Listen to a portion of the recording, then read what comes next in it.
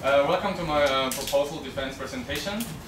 And my name is Daniel, and today's topic is my thesis topic is the integration of mobile internet in cars and the expected influence on the Taiwanese buyers' purchasing decision. And okay, so let's have a look about the agenda of today. So first, I will talk a little bit about the research background and motivation.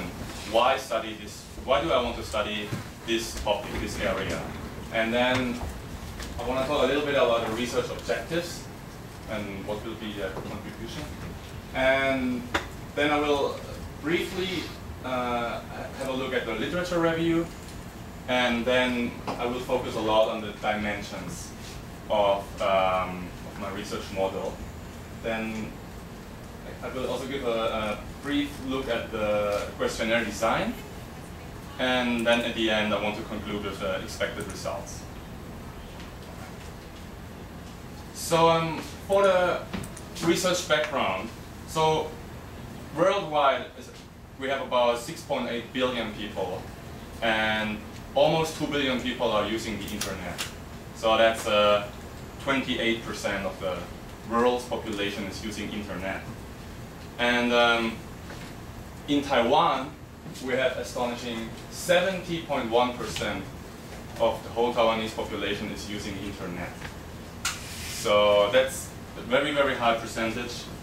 And another thing, the most popular social network worldwide is Facebook.com. And it has more than 500 million active users. And the very interesting thing is that more than half of them are mobile users. So they are accessing the social networks via their mobile phone or tablet PC or some other mobile devices. And Facebook states that people who use Facebook on their mobile devices are at least twice as active as the non-mobile users. So when we take the very high percentage of Taiwanese internet users and also the mobile internet users, then there is an interest of also providing internet in cars in a safe way. So let's have a look what is already reality in the world about internet in cars. So actually, BMW is already selling since the end of 2004 internet access in their car. So actually, when you park your car, then you can use the internet and surf the web, but not when you drive. So, well, that's not really enriching the life of the car driver. And another thing just launched this year in the US, it's a company called AutoNet, and they are selling 3G Wi-Fi routers to Chrysler and Cadillac. So that means when you install this kind of router in your car, then the passengers can use their either laptop or iPad or any Wi-Fi enabled mobile device. They can use it in the car. But again, this router is not enhancing the car driving experience of the car driver. It's only for the passengers.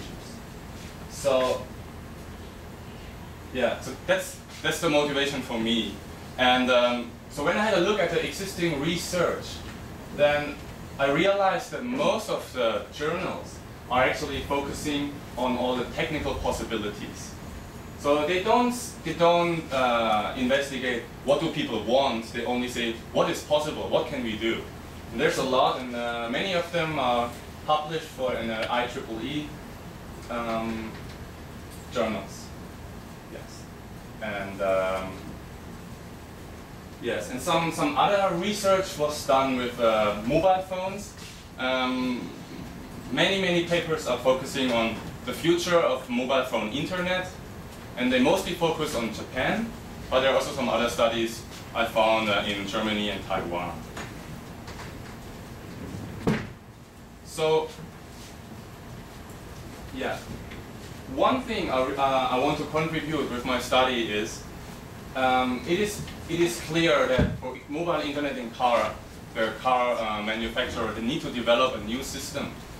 So when you develop a new system, it's very expensive and also risky. And when we have a look in the past, very often the first movers, they have a very high failure rate, around 71% in traditional industries, and even in high-tech industries, around 50%. So people always think, yeah, first movers, they will set standards, and this is very often not true. And the second thing is then about the brand loyalty. This is very often true, for example, with Apple. But then the other thing is that fast followers are always mostly more successful than first movers, because the fast follower is just following what is already becoming successful. So my study wants to contribute kind of for both. My study wants to motivate the first mover to make the first move, make a fully integrated mobile internet system in a car, and really enrich the car driver's driving experience. And maybe also, I think after a first mover, some fast followers are also motivated to copy. So my research objectives is, yeah, I want to find out what features of mobile internet in cars are valued. And I focus on Taiwan because a global study is really hard to conduct. And since this university is here, so I've just focused on Taiwan. And the second thing is, as you have seen before, yeah, more than 70% of Taiwanese are using internet. So I think it's a very, very great area to do this research here, because people will have an interest to use also mobile internet in their cars in a safe way. So I want to find out with my study and with the AHB methodology a ranking. And based on this ranking, the recommendations for the car industry can be given, and maybe we can even predict the trends, like what features are really really important for the people. Sorry. And so I want to fill the gap between the existing technology papers that only focus on what is possible, and more the marketing oriented, what do people want, what do people value. So that's the gap I want to fill.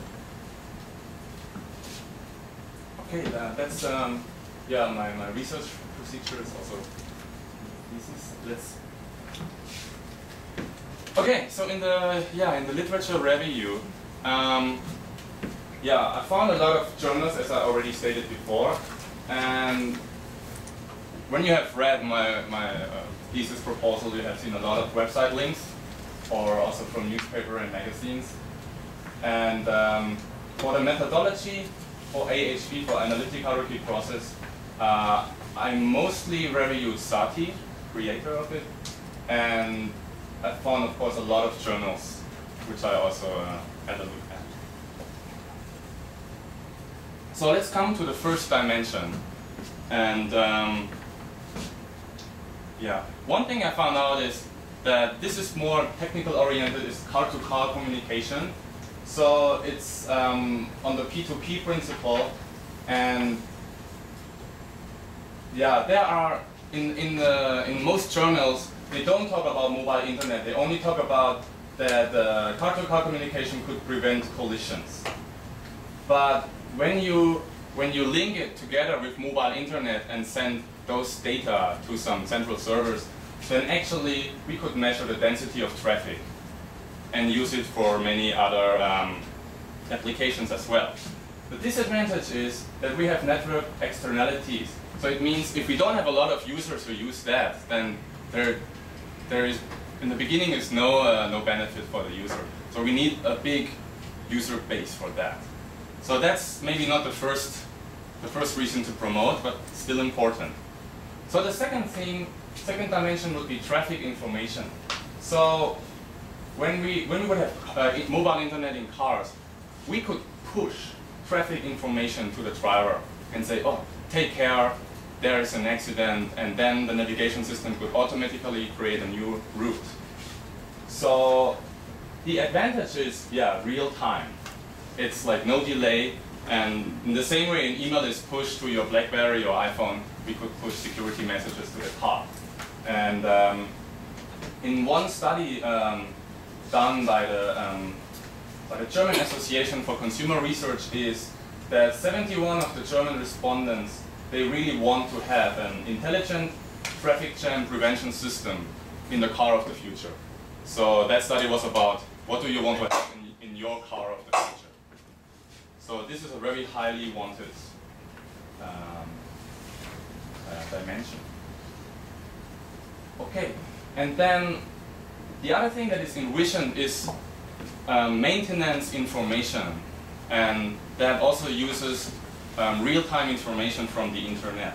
So for example, like an oil gauge or a brake fluid, so that the car could tell the car driver, hey, take care, you should change your oil in like 500 kilometers, and then the car could suggest you where are some car repair shops to do that, where to go. And the car manufacturer Saab is also envisioning that then the car could automatically communicate with repair shops and just ask you, do you want to go to that shop next week? Okay, and those three dimensions, they are all in the safety dimension. So yeah, that's one of the four main dimensions of my research model. And they consist, yeah, car-to-car communication, traffic information, and maintenance information. All right. So one of the next sub-dimensions is a parking spot finder. And in another GfK survey, this was again done in Germany, that they say that 55% of the German respondents really want to have a parking spot finder. It's because, especially in highly urbanized areas, it's difficult to find a parking spot. And I find a very interesting study done by Indonesian and Japanese scholars, and they shown that around 60% of the people, they want to have convenience. So they say finding a parking spot is so hard, and they also value like sub-dimensions like comfort, closeness, walking condition, and availability. And then only the next thing is security. So it shows a parking spot finder could really increase the convenience. If you don't have to search so long, your car could guide you to an empty parking space. So that's another sub-dimension. Okay, and then, of course, all of those features need to be linked with a really clever navigation system. So navigation systems are already prevalent in cars, but usually they just have like offline maps. They don't really use real-time information from the internet. And yes, in a European study done in Germany, France, and UK, one of the findings was that 89% of the respondents, they only prefer right now pure navigation devices, because they say navigation on mobile phone is so complicated and hard to use. So one of the main concerns for them, navigation, mobile internet system in cars, it really needs to be easy to use. So they are always, in the focus of all of those dimensions is the making the life of the car driver easier. Okay, and that's also the next big point, is usability. So especially, I mean, in the last years, touchscreens were really popular.